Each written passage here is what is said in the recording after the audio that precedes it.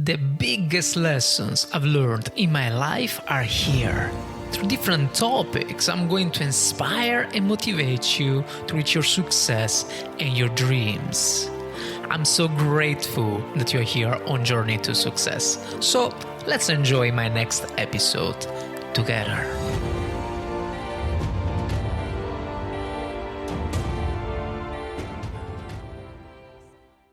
Hey, Sheridan.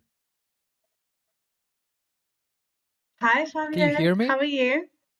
Hello. Yeah, I How are can hear you. you? Hi. All right, all right. So you I'm had well.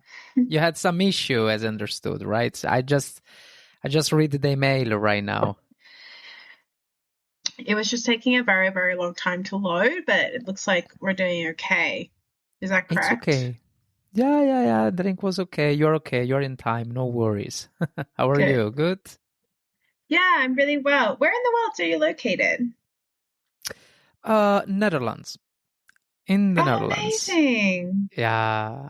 I'm Brother. Italian and I've been in Ireland first. Then I improved my English and after a while I decided to move to the Netherlands. Very beautiful country. Very, very beautiful. Yeah, that's really beautiful. My Yeah. ancestors are from the Netherlands, and I've never been, but No way. it looks amazing. Yeah.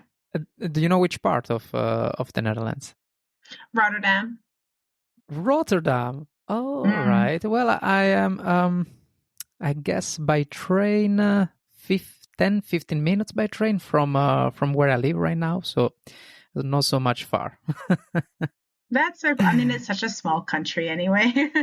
Yeah. It's true. It's not so much big, and everything's straight anyway, and the train works very well, so you can travel easily in this country. So that's the Mm. truth. All right, all right. Yeah, that's So really nice. yeah. So Sheridan, I read your story on your website. We chatted a bit as well, and you've been through so much. So when I read it, I was truly impressed, honestly. Mm. And I also want to express my gratitude for your presence here. So truly, thank you, first of all. Yeah, Hmm? thank you for having me. Of course. So I'm going to split this podcast into 3 parts. First of all, are you ready? I'm We can ready. go through? Yeah, perfect. So 3 parts. So just like you did on your website. All right. So I did some research.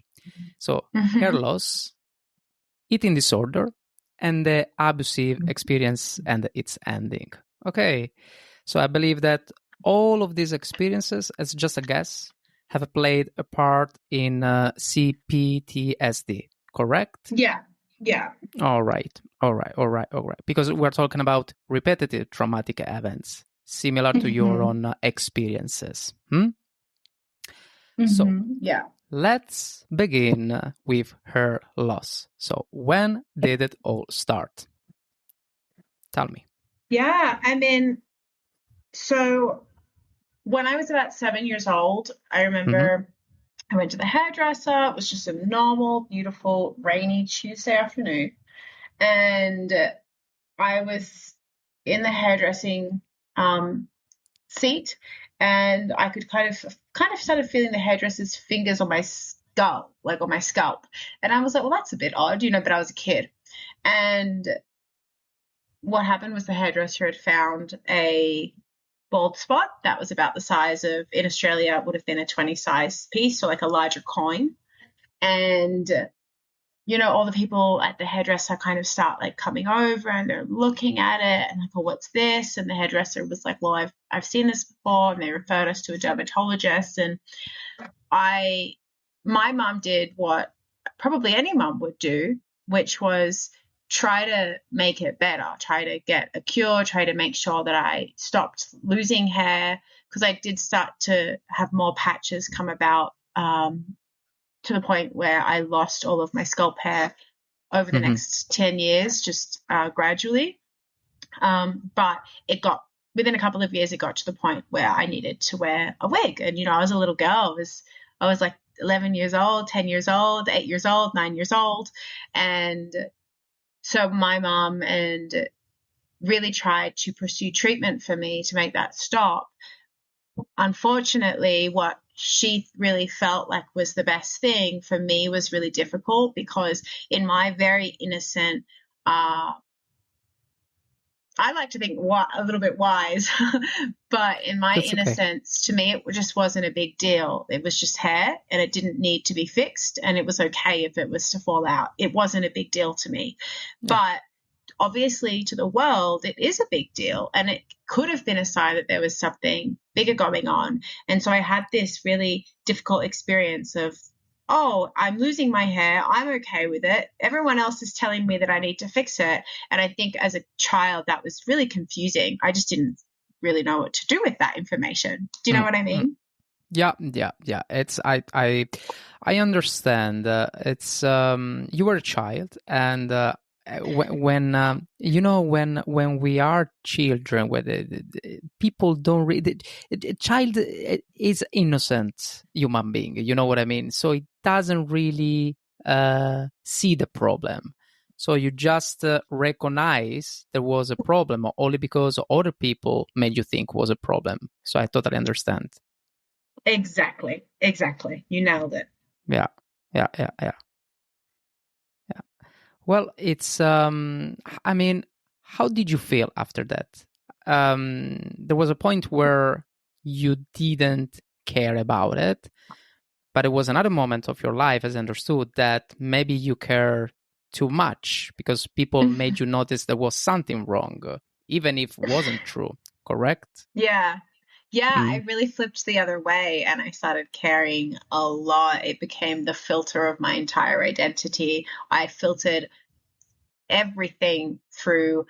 At the time I was wearing a wig, and I stopped wearing a wig only maybe 5 or 6 years ago. So around about like 24, I think I was, when I started not wearing the wig so much. And so every day I was wearing a wig and I didn't tell people, and it was a secret. It was this awkward thing. And I thought that everyone was going to think that I was really sick and there was something wrong with me. And then as I got to be an adolescent, I was like, well, all of the boys are going to think I'm really ugly. And people made certain comments that made me start feeling like I would never be able to find a man who would love me. And all of these things just chipped away consistently at my sense of self-esteem, at my sense of self-worth, really. And I think it just became this big snowball that started filtering out and influencing the way that I saw myself, the way that I saw myself professionally, the way that I saw myself in love, the way that I managed my emotions, the way that I related to my body. Like, it just became this big snowball of underlying pain and desire to control or to get something. Does that make sense? Yeah, totally. And I remember a couple of weeks ago when I was looking your website, I was looking also your Facebook profile, and I was talking with my fiance actually, and I said, look, with the wig, she has a fire, but with the wig looks like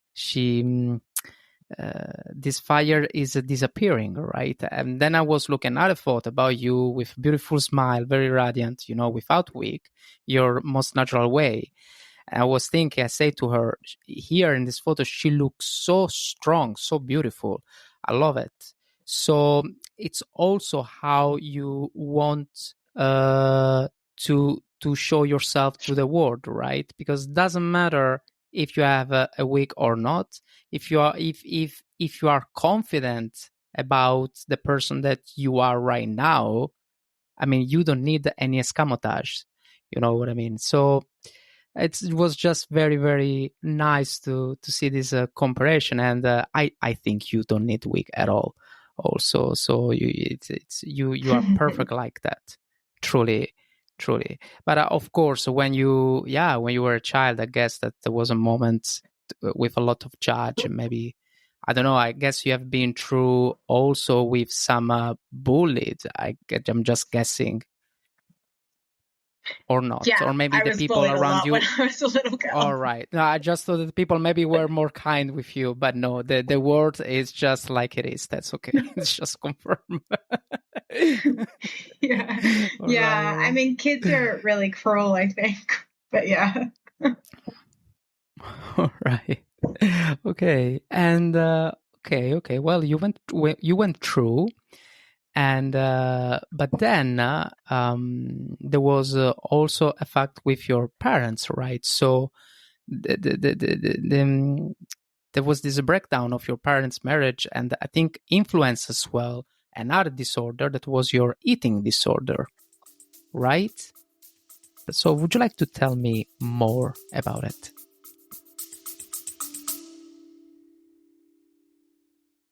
Before we go through, if you're enjoying this podcast, please consider taking just 3 seconds to share it with someone else.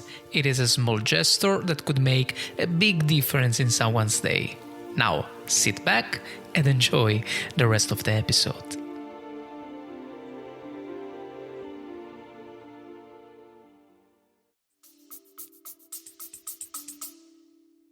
Yeah, I think it all came. It was quite simple. I just wanted to control what I was eating, and that went Yeah. on most of my life. Um, it never got really, really extreme in that I was never really hospitalized or anything like that, but it was just this really big desire to control what I was eating. And I think it came because I felt that I needed to control something. Like you said, my parents were going through a divorce and I'd lost my hair. And it was kind of like this feeling of all of the world really just falling apart around me, everything falling apart.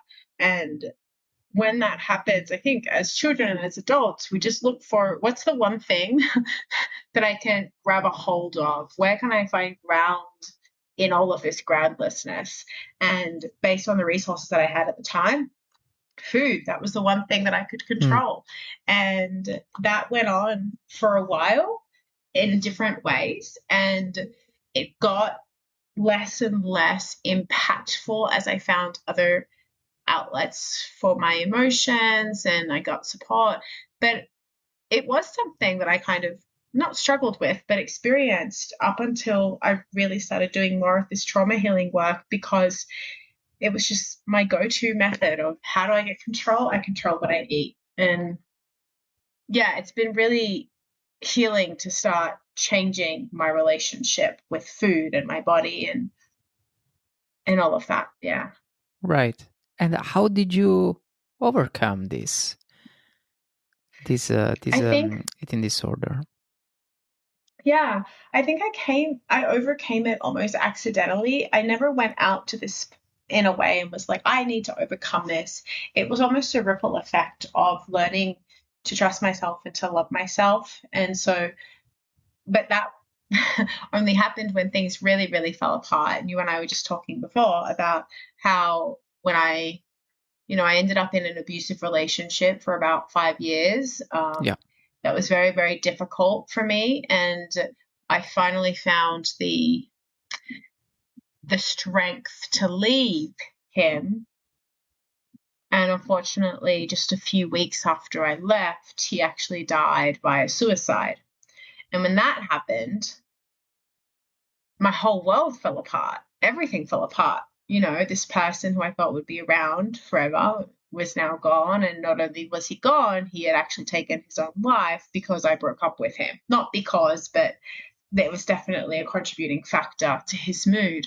And, that was really hard. Yeah, And of there was a course. lot of other things that happened. Very dramatic things that happened with his family and the authorities and all of that. And everything just truly fell apart. If I thought it had fallen apart before, it had truly fallen apart then. And it was just this shock to the system of either you work through this or we're going to continue going down this road. And so I decided to work through it and looked for ways to start feeling better. I was a shell of a person. I was completely traumatized. I'm writing a book at the moment and I'm writing about that period of time, and it's many, many months that I don't remember. I have no recollection of that time period. And so it was only when I was confronted with the severity of the situation and I had the power to start looking into this trauma healing modalities and the body and the nervous system and all of these wonderful tools that I now get to teach people, that was the only time that things actually truly changed. And I think that a large part of that was the hair loss becoming less important. And it's something that I had been working on a little bit. And as a result, my relationship with food just completely changed, almost without me even. I didn't have to go through anything. I didn't have to go through any intention, because I just found that control and safety inside. And naturally, my relationship with food changed. All right. So looks like everything changed when you decided to think about yourself. I mean, so before with the hair loss, you had this protection from your family, I guess. But then your family broke up. So after that, you had this eating disorder. I'm just assuming, yeah. So Yeah. you had this eating disorder, but looks like you overcame through this new relationship, but also the new relationship was bad. So it looks like that God, or if you don't believe in God, I don't know, maybe the energy around you teach you like to think about yourself, to have the strength to, to learn from what you had and what you're having and be stronger. It looks like that. It's truly interesting story, honestly, definitely. Nobody has ever reflected it back to me in that way. And I totally see it. I'd actually never thought of it. I mean, I know all of those things. I've told the story eight times and I lived it. I know that. But to hear you see that and say it back to me is actually really interesting and curious, because you're completely right. Every single time that I chose to come back to myself, the result was always better. And I was using, and it's not like a negative thing, I don't think, but the times that I used other forms of protection to protect me, instead of using myself to protect me, it didn't really turn out that well. Yeah. No, at least from my side, it's pretty evident. So, well, I mean, you conquered her loss, you defeated the eating disorder, you managed an abusive relationship. So, how did you navigate to overcome each of these obstacles? Like, what was the trigger that said to you, "Hey, you know what? I have to go forward. I have to go forward." So, what was the trigger in your case? Yeah, that's a really good question. I remember really clearly that time, that moment, that trigger moment. And I remember I was on a yoga mat. So I had been teaching yoga for a little while. Yoga was the thing that was kind of keeping me sane. And yoga was actually the thing that gave me enough confidence to start going out in public without hair. I started going to yoga classes without hair. It also gave me the confidence to leave my partnership. And so just this practice of showing up for yourself consistently and being in your body and being in your breath and just meeting yourself every day, and that act of returning to self, like you've just spoken to, but in the body, not in the mind, returning to self in the body, gave me enough strength to make those big changes. However, it wasn't enough. Yoga is really beautiful, but it wasn't enough to undo and untangle all of the pain that I was holding inside. And so I remember it was just, an afternoon, and I was doing yoga, and I was grieving very heavily during that period of time. And I had a boyfriend, and we had some really kind of like conflict between us, and something fell off, and I had anxiety, at work, and things just didn't feel right. And what happened was I broke down in tears, and I was like, I know that every time I get in my body, something untangles, but this is not enough. And I like to think of it as kind of divine desperation, where you're so desperate, but it propels you into something. And you have to get to that point of divine desperation to say something, there is something else here.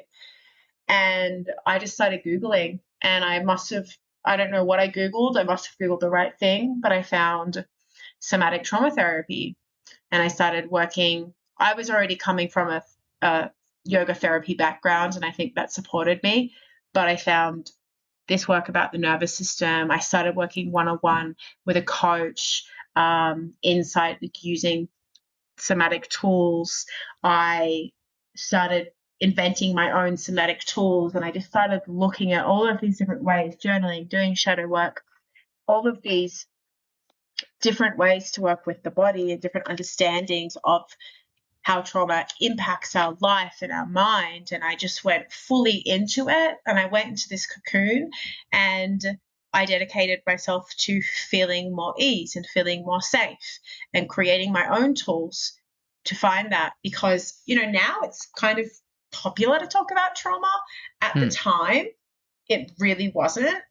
And people don't know. Like, I was diagnosed with complex PTSD, and I remember I have spoken to so many psychotherapists, psychiatrists, counselors, and I've said to them, I have a diagnosis of C-PTSD. And they say to me, what's that? And so the way that my mind works and the specific challenges that I was experiencing, there's so many people who just don't understand it. They don't know what it is, because it's more of a new understanding. And so I just figured it out myself. And here I am on the other side. Wow. Then the C-PTSD is something that you understood very late.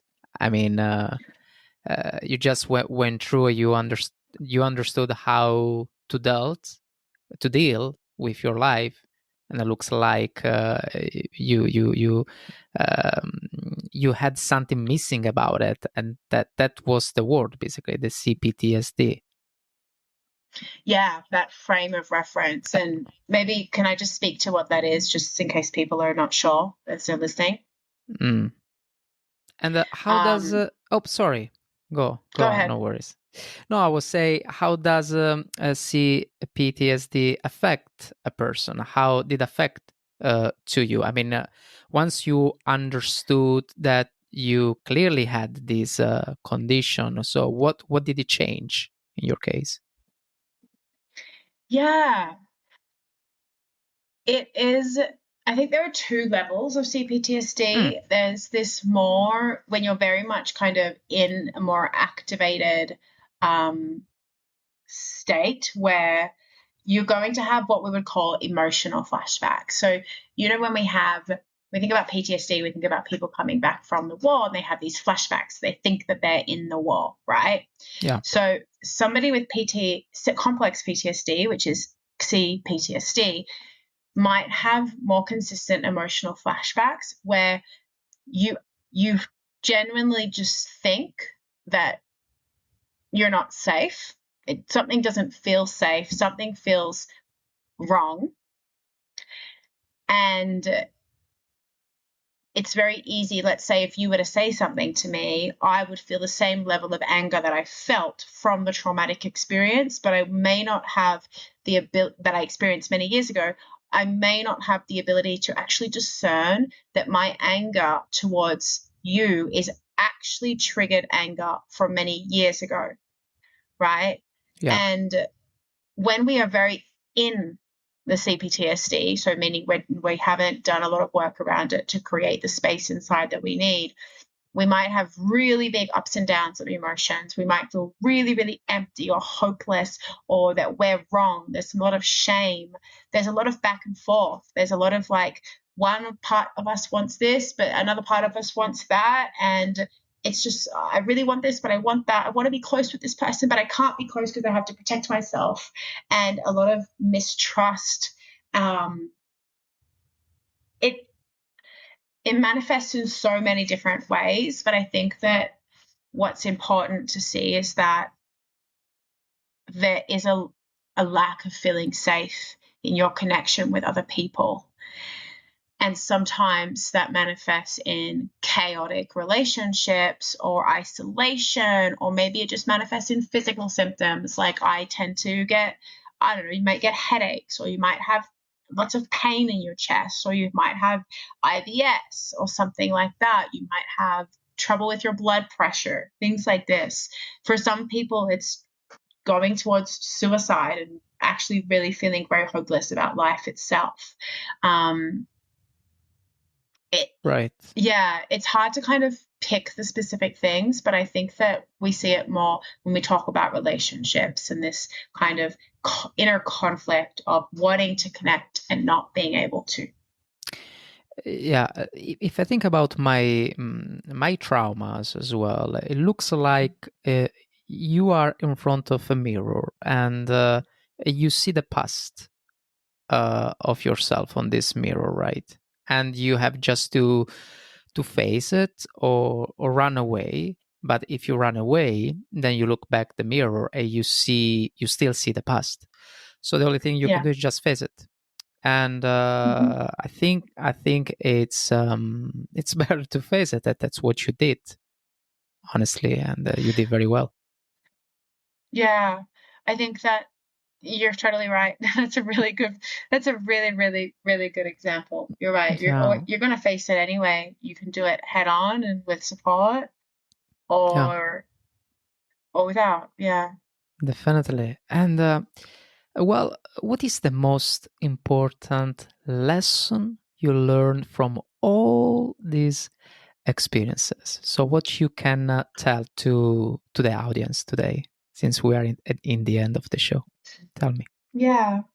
I think the most important lesson for me has been the one that has liberated me from my own shame or embarrassment about having difficulty relating to others, or difficulty with my emotions, or difficulty with how I feel about myself.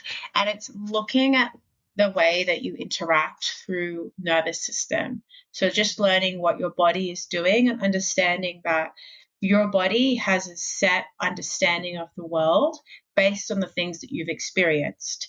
And it's going to give you thoughts and feelings and sensations and emotions and impulses that it thinks are going to protect you. Somebody who has experienced trauma is going to have a different experience than somebody who hasn't.